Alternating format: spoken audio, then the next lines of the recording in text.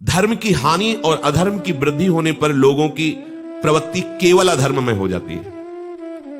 ये बहुत बड़ा दुर्भाग्य बढ़ता जा रहा है कि अपने लोग ऐसा समझाने लगे हैं कि देखो तुम कितना भी पाप करके पैसा कमाओ, अगर आप दान करते हो, उसका संत महात्माओं की सेवा में लगाते हो, तो तुम्हारा वो पैसा पवित्र होगा और तुम्हें पुण्य लाभ होगा।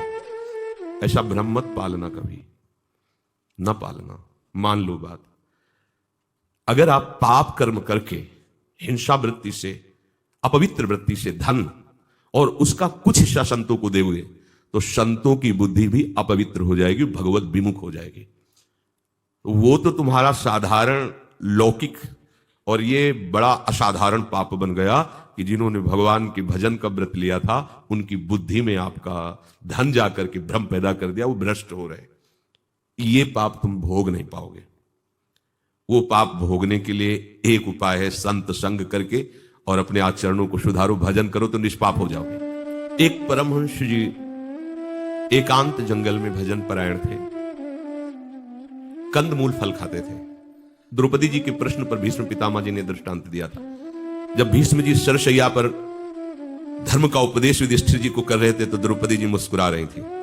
द्रौपदी जी पर दृष्टि गई, क्या उपदेश अगर कोई विनोद की बात है तो मुस्कुराओ तो ठीक है, नहीं तो लगता है उपहास कर रहे हो। ऐसा ही कुछ भीष्म, बेटी इस समय तुम्हारे मुस्कुराने का मतलब, अच्छा तुम साधारण नारी हो नहीं, तुम्हारा मुस्कुराना व्यर्थ होगा ही नहीं, तो क्या कारण है?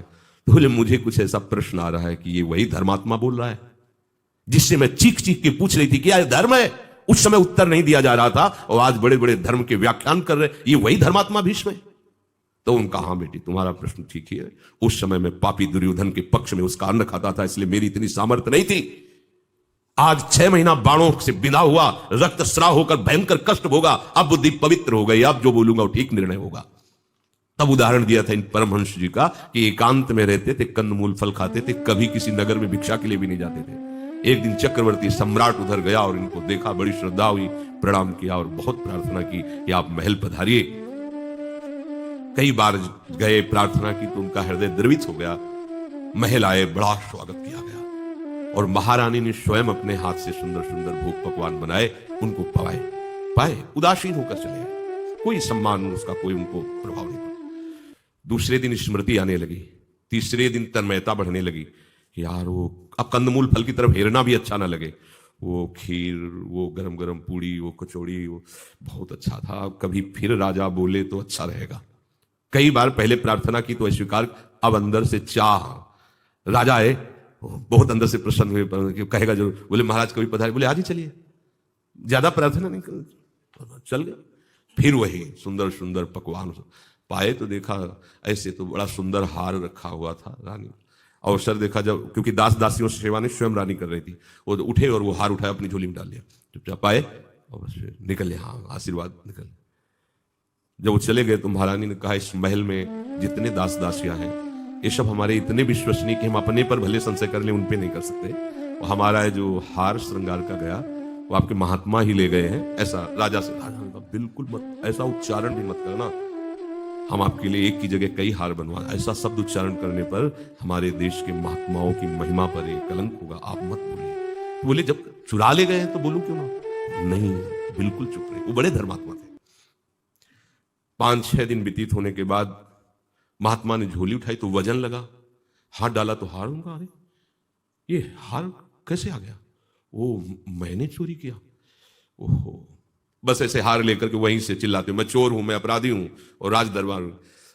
राजा बहुत धर्मात्मा थे, उन्होंने हाथ जोड़कर कहा महाराज बस मैं यही देखना चाहता था कि आप महात्मा जन कितने त्यागी हैं, अहोभाग्य कि हमारे देश में आप जैसे महात्मा है। ये हार मैंने स्वयं आपकी झोली में डाला सभा में कि कहीं संत की महिमा कलंकित ना हो जाए। राजा ने अपनी बात संभाली, महल ले गए।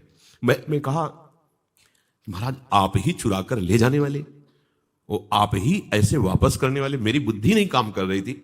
यदि आपको चुराना ही था तो फिर हमने तो प्रश्न नहीं किया, फिर वापस क्यों किए? वो ऐसे वापस ही करना था तो चुराए क्यों? बोले ये प्रश्न हम आपसे करते हैं।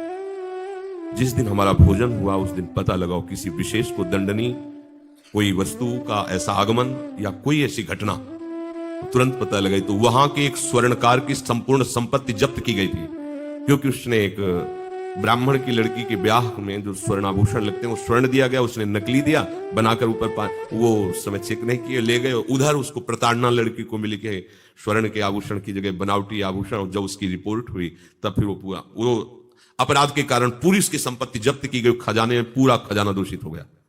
और उसी के अन्न से इनकी बुद्धि दूषित हुई। तो देखो महात्मा स्वर्ण चोरी किए। ऐसा नहीं है कि आपका अन्न अपवित्र है, गंदे आचरणों के द्वारा कमाया हुआ धन है तो महात्मा वो उससे पाके भजन कर लेंगे, ऐसा भ्रम मत रखना।